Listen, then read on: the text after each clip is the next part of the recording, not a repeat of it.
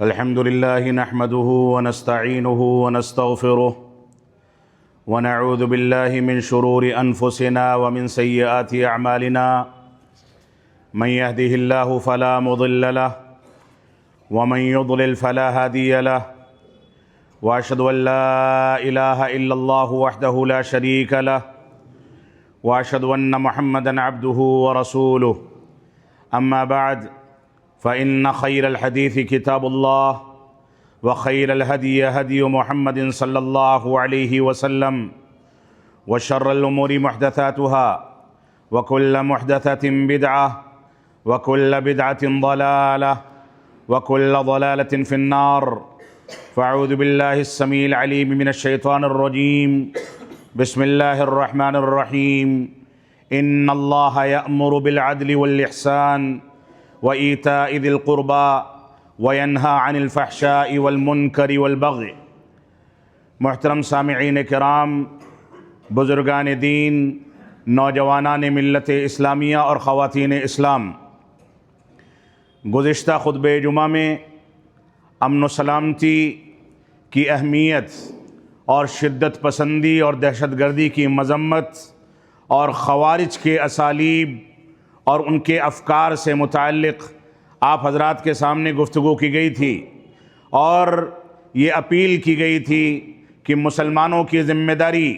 بلکہ بنیادی ذمہ داری یہ ہے کہ مسلمان منہج سلف اور قرآن و سنت کے اس مفہوم پر قائم رہے جو مفہوم صحابہ کرام نے پیش کیا تھا۔ حقیقی اسلام وہی اسلام ہے جو 1450 سال پہلے رسول اکرم صلی اللہ علیہ وسلم کی صحبت میں بیٹھ کر کے صحابہ کرام نے حاصل کیا تھا۔ حقیقی اسلام وہی اسلام ہے جس کو صحابہ کرام نے برت کر کے دنیا کے سامنے پیش کیا تھا۔ حقیقی اسلام وہی اسلام ہے جو ائمہ اربعہ سے بہت پہلے رب کائنات نے رسول اکرم صلی اللہ علیہ وسلم کے عہد مبارک میں صحابہ کرام کے ذریعے سے مکمل کر دیا تھا۔ لہذا مسلمانوں کی ذمہ داری یہ ہے کہ وہ قرون مفضلہ میں رسول اکرم صلی اللہ علیہ وسلم کے عہد مبارک میں خیر القرون میں جا کر کے اسلام کی تعبیرات کو تلاش کریں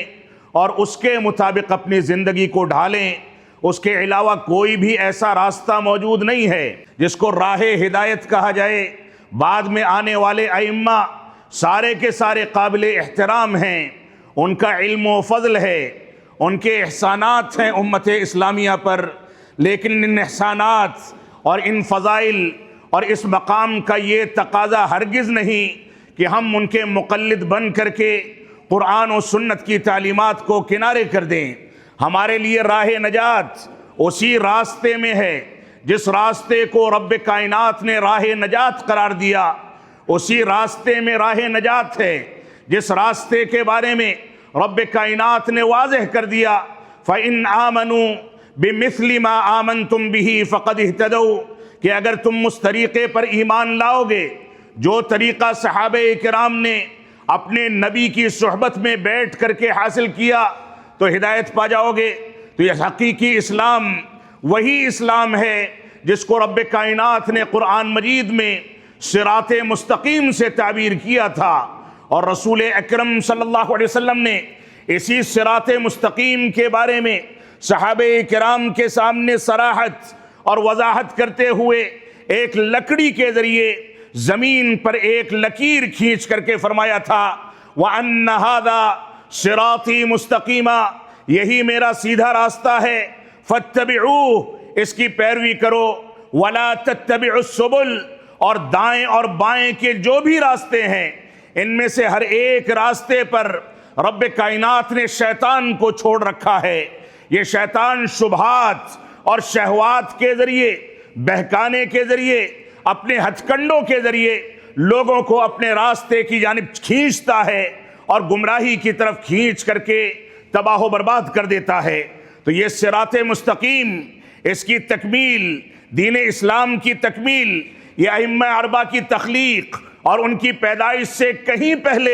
رب کائنات نے مکمل کر دی تھی، جب صراط مستقیم کی شرح و تفسیر کو صحابہ کرام نے رسول اکرم صلی اللہ علیہ وسلم کی مجلس مبارک میں ایک لکیر کے ذریعے اور دائیں بائیں کے نشانات کے ذریعے سمجھا تھا، اس وقت تک نہ امام ابو حنیفہ پیدا ہوئے تھے، نہ امام مالک پیدا ہوئے تھے، نہ امام شافعی پیدا ہوئے تھے، نہ امام محمد پیدا ہوئے تھے رحمہم اللہ اجمعین۔ ان سب پر رب کائنات اپنی رحمتیں نازل فرمائے، لیکن دین ان سے پہلے مکمل ہو چکا تھا۔ ہماری ذمہ داری ہے کہ ہم دین کو انہی مصادر و مراجع سے حاصل کریں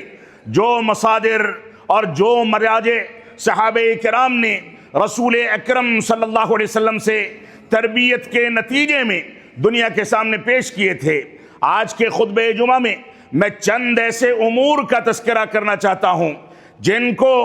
بعض علماء نے امت اسلامیہ اور آبادیوں کے استحکام کا ذریعہ قرار دیا ہے۔ 4 ایسی صفتیں اگر مسلمانوں کے معاشرے میں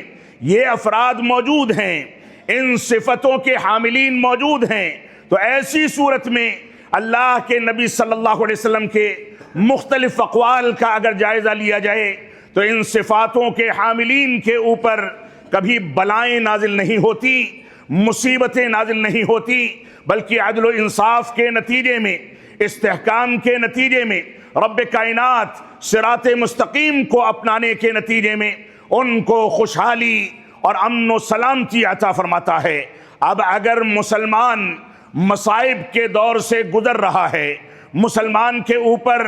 مشکلات کے پہاڑ ٹوٹ رہے ہیں، اگر مسلمان یہ دیکھتا ہے کہ وہ سکون کی سانس لینے کے بجائے بے چین ہے، بے تاب ہے، مشکلات کا سامنا کرتا ہے، تو اس کو اپنا جائزہ لے کر کے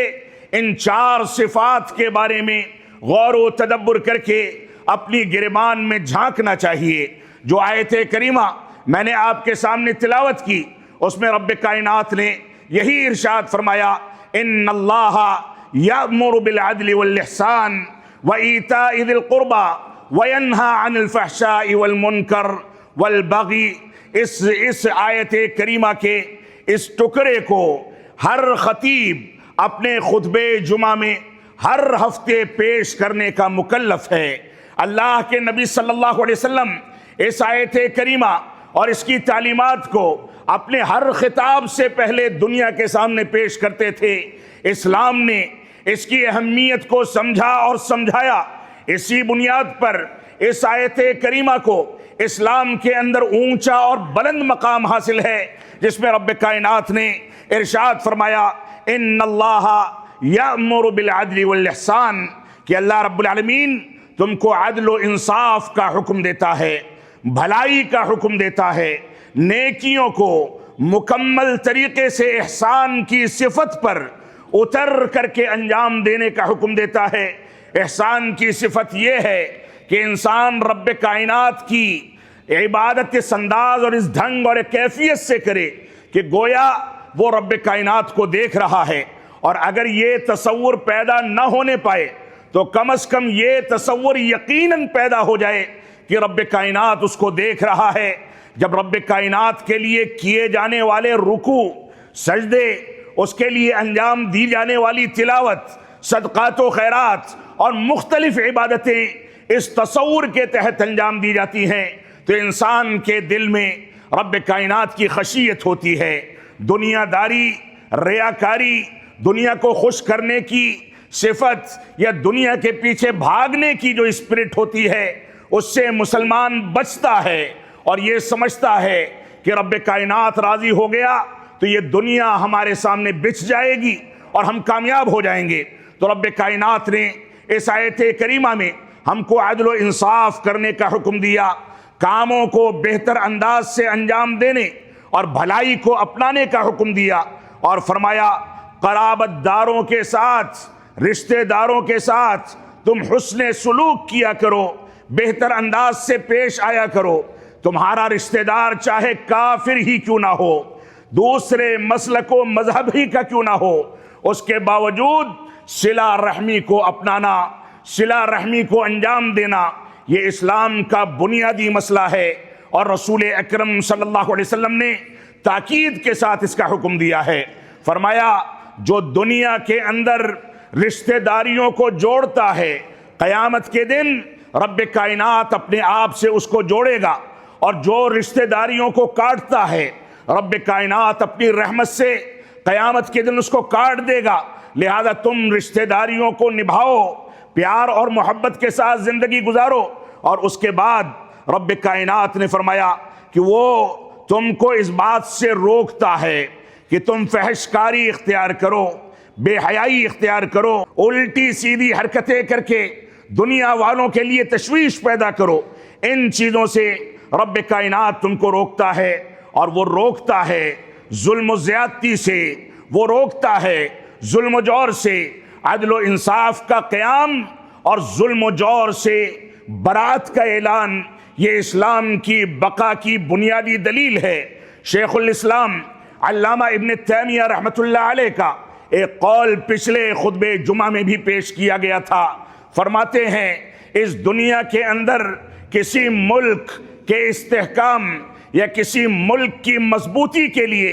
ایک بنیادی صفت یہ ہے کہ وہ عدل و انصاف کرنے والے حکام کی ماتحتی میں وہ ملک چلتا ہو۔ عدل و انصاف کرنے والے چاہے مشرک اور کفار ہی کیوں نہ ہوں، رب کائنات ان کے شرک اور کفر کو کنارے کر کے ان کے عدل و انصاف کی بنیاد پر اس قوم کو سربلندی اور استحکام عطا فرماتا ہے۔ اور دوسری جانب فرماتے ہیں کہ اگر مسلمان اور اہل توحید ہی کی حکومت کیوں نہ ہو، اگر وہ ناانصافی سے کام لیں گے، عدل و انصاف کا فقدان ہوگا، ظلم و جور بڑھے گا، تو ایسی صورت میں ان کی توحید اور دینداری سے رب کائنات کو کچھ لینا دینا نہیں ہے، بلکہ ظلم کے وجود کے نتیجے میں رب کائنات اہل توحید اور مسلمانوں کی حکومت کو تباہ و برباد کر دیتا ہے۔ تو یہ استحکام حاصل کرنے اور دنیا میں اپنے قدموں کو جمانے کا بنیادی ذریعہ ہے۔ اس سلسلے میں امام قرطبی رحمۃ اللہ علیہ کا ایک قول ہے، اسی قول پر میں اکتفا کرنا چاہتا ہوں۔ امام قرطبی رحمۃ اللہ علیہ اپنی مایہ ناز کتاب الجامع لاحکام القرآن کے اندر فرماتے ہیں کہ کل بلدۃ یکون فیہا اربعۃ فاہلھا معصومون من البلاء۔ فرماتے ہیں ہر وہ شہر یا بستی یا ہر وہ آبادی جس کے اندر 4 چیزیں موجود ہیں، اگر یہ 4 چیزیں موجود ہیں تو رب کائنات عمومی طور سے ان کو بلاؤں سے، مصیبتوں سے، زلزلوں سے، سیلاب سے یا آسمان سے برسنے والی بے حساب بارش جو لوگوں کو بہا لے جاتی ہے، زمین میں دھنسنے سے اور سیلاب اور ہر قسم کی مصیبت سے رب کائنات ان کو محفوظ فرما دیتا ہے۔ اگر یہ 4 چیزیں کسی آبادی کے اندر موجود ہیں تو ایسی صورت میں وہ آبادیاں رب کائنات کی رحمت کے سائے میں رہتی ہیں اور مصیبتوں سے ان کو دور کر دیا جاتا ہے۔ پہلی چیز فرمایا امام عادل لا یظلم، ایسا انصاف کرنے والا امام اور ایسا انصاف کرنے والا حاکم جو ظلم و جور سے اجتناب کرتا ہو، نا انصافی سے اجتناب کرتا ہو، عدل و انصاف سے کام لیتا ہو۔ اس سلسلے میں اللہ کے نبی صلی اللہ علیہ وسلم نے فرمایا، صحیح بخاری اور صحیح مسلم کی روایت ہے کہ سبعۃ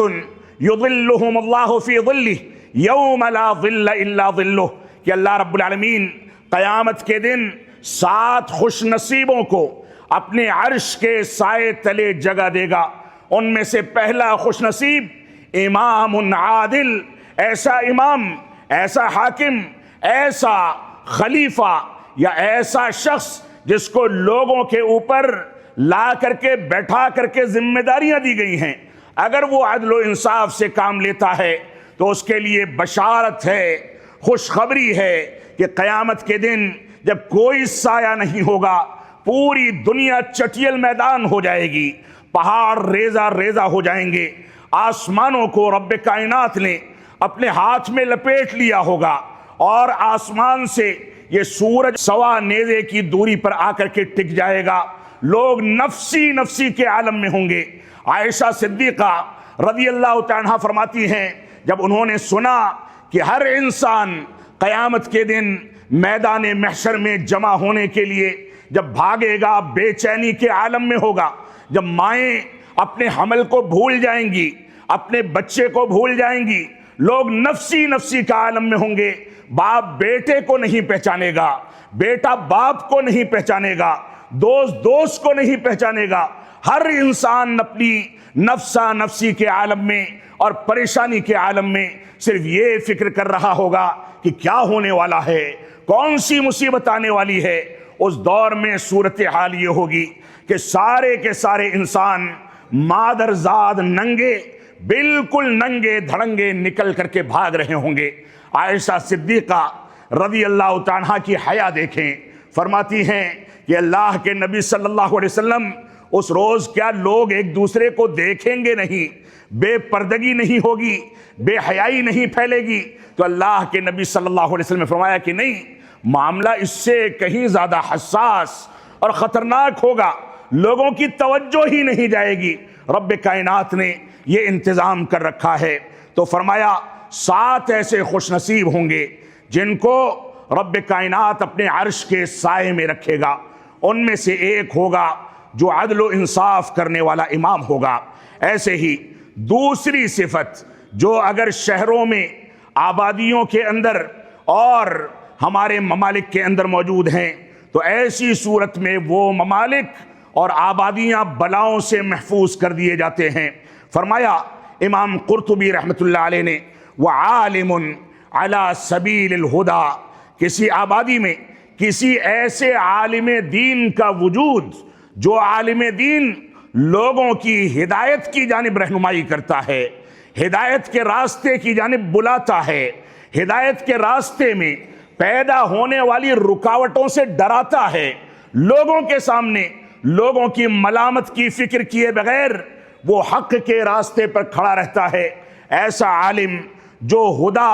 اور ہدایت کے راستوں پر چلنے والا ہے۔ ہدایت کا راستہ کیا ہے؟ علماء لکھتے ہیں کل ما جاء به النبی صلی اللہ علیہ وسلم من الاخبارات الصادقہ والایمان الصحیح والعلم النافع والعمل الصالح۔ فرمایا یہ راہ ہدایت یہ ہے کہ ہر اس چیز پر ایمان رکھا جائے،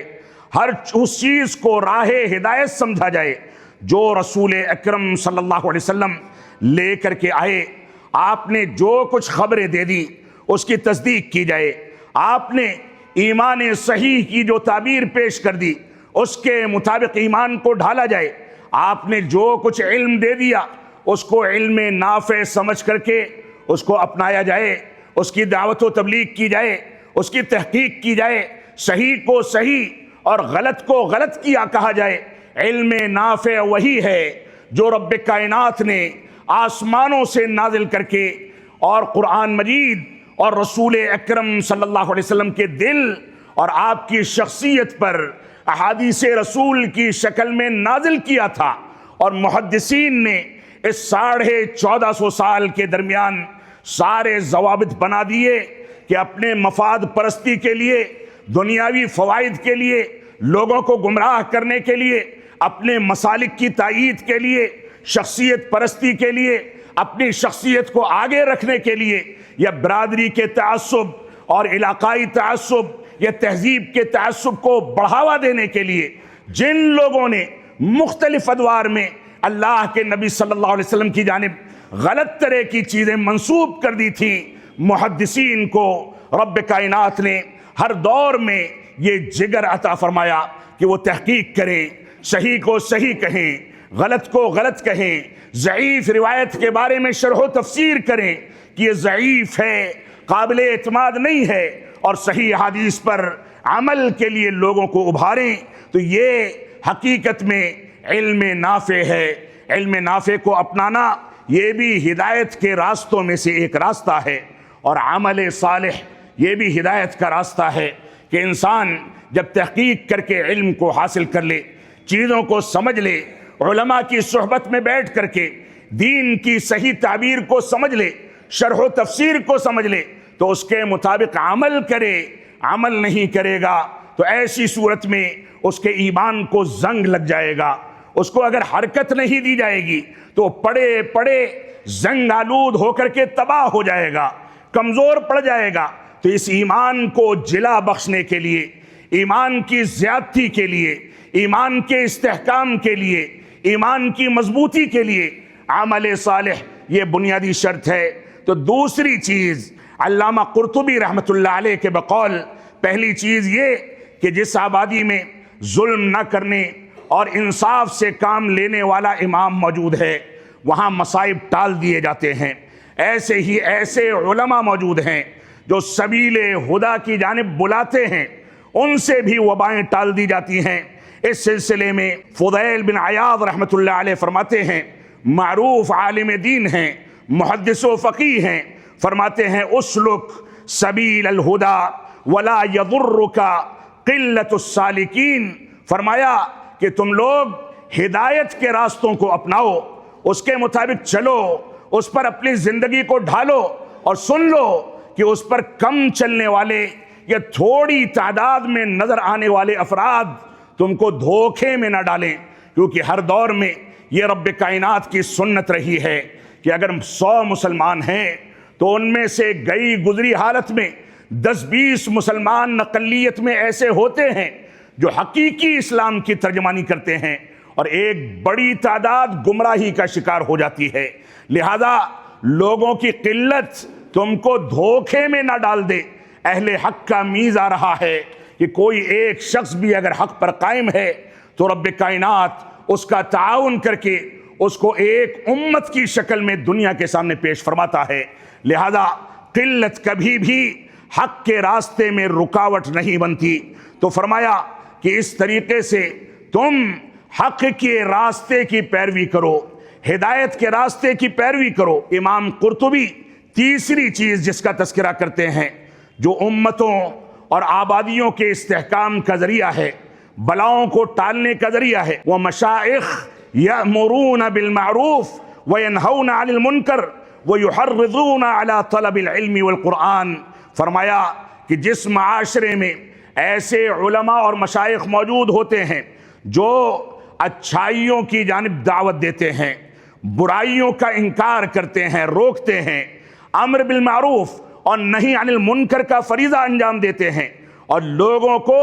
علم شریعت کو حاصل کرنے اور علم قرآن کو حاصل کرنے پر ابھارتے ہیں۔ اگر کسی معاشرے کے اندر ایسے مشائخ، ایسی شخصیات اور ایسے علماء موجود ہیں تو ایسی صورت میں ان کے اوپر مصیبتیں نہیں آتی۔ علامہ ابن الجوزی رحمۃ اللہ علیہ فرماتے ہیں کہ تم لوگ کانوا یبکون مع التقوی، کہ وہ لوگ یعنی اسلاف امت صحابہ کرام تقوی اور پرہیزگاری کے اعلیٰ مقام پر فائز ہوتے تھے، لیکن اس تقوی اور پرہیزگاری کے باوجود وہ لوگ زار و قطار روتے تھے،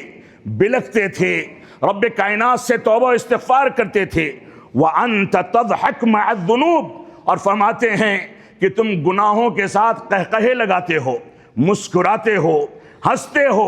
اللہ کی قسم اگر ہم نے اپنی حقیقت کو سمجھ لیا، ہم نے اس بات کو بھانپ لیا کہ ہم رب کائنات کے راستے سے کتنا دور ہیں، تو ایسی صورت میں زار و قطار رونے کے سوا ہمارے پاس کوئی راستہ نہیں رہ جاتا۔ اللہ رب العالمین ہم کو اس راستے کو سمجھنے کی توفیق عطا فرمائے۔ اللہ رب العالمین نے بنو اسرائیل اور یہودیوں کا تذکرہ قرآن مجید میں کرتے ہوئے فرمایا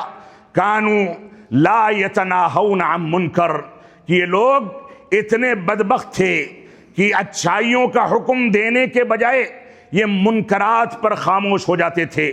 بل فعلوہ، بلکہ منکرات کو انجام دیتے تھے۔ اور اسی وجہ سے رب کائنات نے ان لوگوں کے اوپر عیسیٰ ابن مریم اور داؤد علیہ السلام کی زبانی لعنتیں بھیجی ہیں۔ لہذا مسلمان نہی عن المنکر کے فریضے سے خاموشی اختیار کر کے یہودیت کی صفتوں کو نہ اپنائیں، صلح کلی کی پالیسی اختیار کر کے منکر کو ہوتا ہوا دیکھ کر کے کنارے سے نہ نکل جائیں، بلکہ جرأت کے ساتھ دین کے دفاع کے لیے، اعلاء کلمت اللہ کے لیے، رب کائنات کے پیغام کو بلند کرنے کے لیے، اللہ رب العالمین کے احکامات کو واضح کرنے کے لیے ہر جگہ پر مسلمانوں کی ذمہ داری ہے کہ منکرات کے خلاف پوری جرأت کے ساتھ کھڑے رہیں، اچھے اسالیب اختیار کیے جائیں، خوش اسلوبی کے ساتھ لوگوں کو سمجھایا جائے، لیکن منکرات کو نظر انداز کر دیا جائے، یہ وبال جان ہے اور بلاؤں کو دعوت دینے کا ذریعہ ہے۔ اور اللہ کے نبی صلی اللہ علیہ وسلم نے اسی نہی عن المنکر کو سفینہ نجات قرار دیا۔ فرمایا، غالباً صحیح بخاری کی روایت ہے کہ ایک کشتی میں لوگ سفر کر رہے تھے، اگر نیچے کی منزل پر سفر کرنے والے یہ سوچیں کہ ہمارے پاس پانی ختم ہو گیا ہے اور وہ اس کے تختے کو توڑ کر کے سمندر سے یا نہر سے پانی نکالنا چاہیں، تو اس بات کا خدشہ ہے کہ اسی ٹکڑے سے جہاں سے تختہ توڑا گیا ہے پانی داخل ہوگا، اور اوپر کے فلور پر جو سفر کر رہے ہیں جن کو پانی کی ضرورت کے لیے پٹرا توڑنے کی ضرورت نہیں، اگر انہوں نے ان لوگوں کو باز نہ رکھا، ان لوگوں کو نہیں روکا، اس منکر کو انجام دینے سے ان کا ہاتھ نہیں روکا گیا، تو ایسی صورت میں وہ بھی ڈوبیں گے اور یہ بھی ڈوب جائیں گے، سارے کے سارے لوگ ہلاک ہو جائیں گے۔ لہذا ہماری ذمہ داری ہے کہ نہی عن المنکر کا فریضہ انجام دیا جائے۔ سفینہ نجات اسی وجہ سے نہی عن المنکر کو کہا گیا ہے۔ اور چوتھی چیز، امام قرطبی رحمۃ اللہ علیہ فرماتے ہیں کہ اگر کسی معاشرے میں اور آبادی میں موجود ہے تو بلائیں نہیں آتی، وَنِسَاؤُهُمْ مَسْتُورَاتٌ لَا يَتَبَرَّجْنَا تَبَرُّجَ الْجَاهِلِيَّةِ الْأُولَى۔ فرمایا اس معاشرے میں ایسی خواتین ہوں جو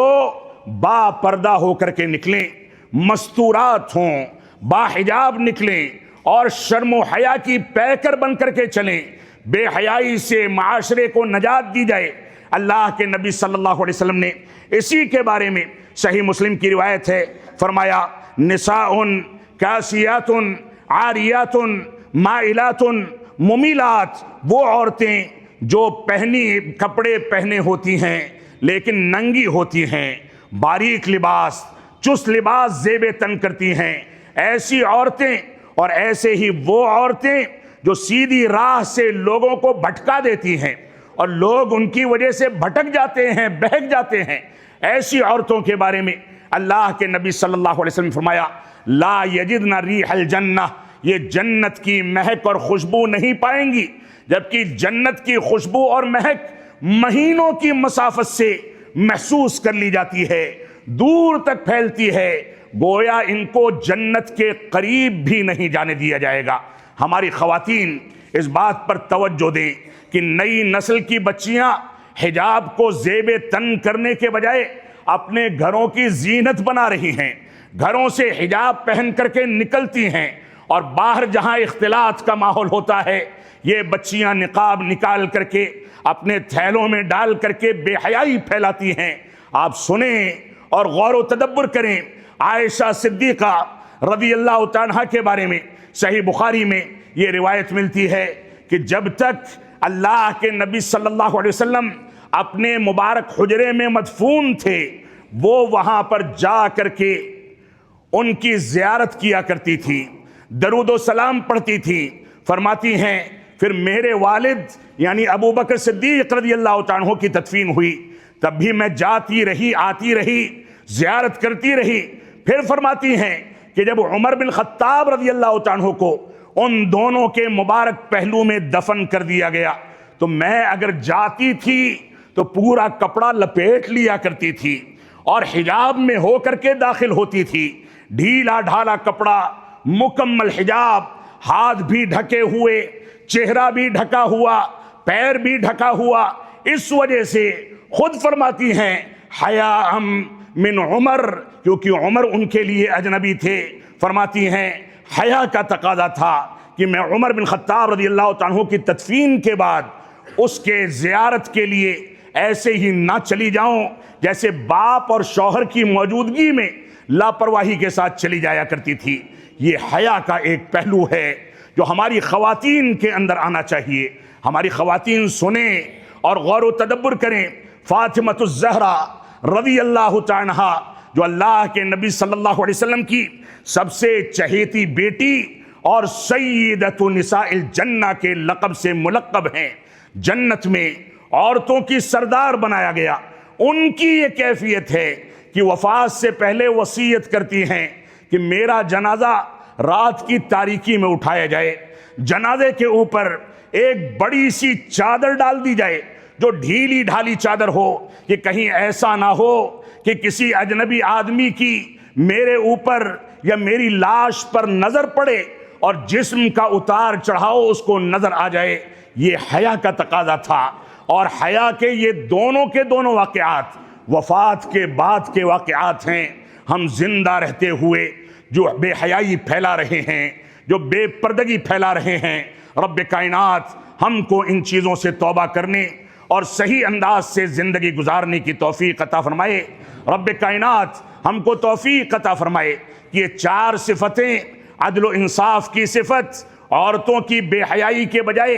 حیا اختیار کرنے کی صفت، اور ایسے ہی علماء کا وجود جو سبیل حق کی جانب دعوت دیں، اور ایسے افراد اور ذمہ داران جو امر بالمعروف اور نہی عن المنکر اور دین کی جانب دعوت کا فریضہ انجام دیتے رہیں۔ اگر یہ چیزیں ہمارے معاشرے سے مفقود ہیں تو سمجھ لیں ہمارے اوپر وبائیں آئیں گی،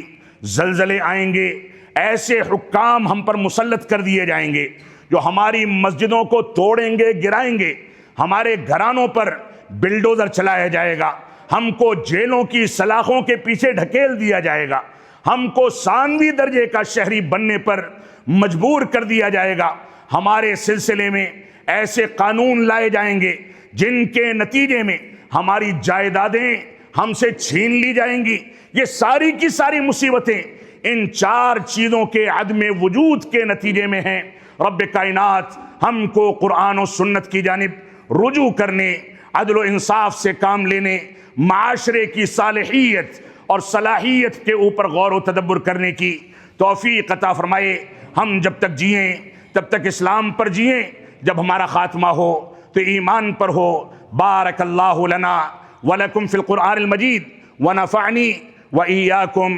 بالآیات والذکر الحمید، انہ تعالی جواد کریم ملک بر رؤوف الرحیم۔